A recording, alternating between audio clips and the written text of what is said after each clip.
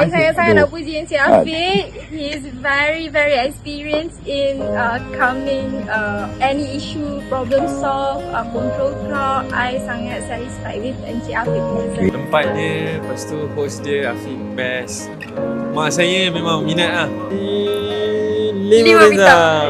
One last ticket before it's gone.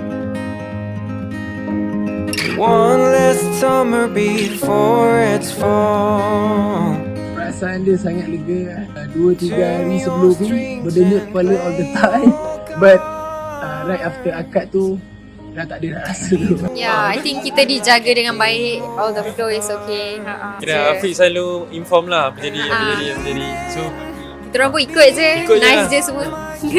Yes, exactly like what we asked. And in fact, during diorang buat tu, they also ask macam, it's okay, sampai puas hati. I mean, they really go out of their way to show that our opinion matters. So maksudnya you guys basically deliver whatever that we wanted lah.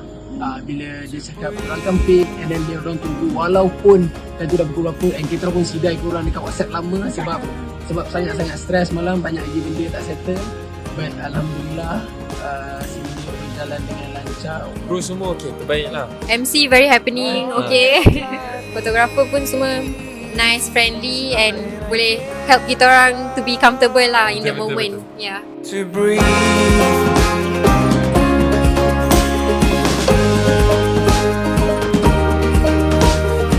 Love.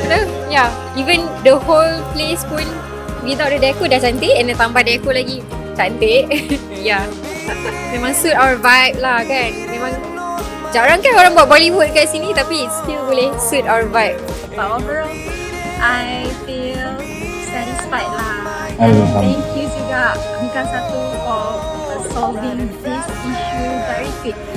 Mudah kan? Kau je lah. Mari kita tutup kamera. 3, 2, 1.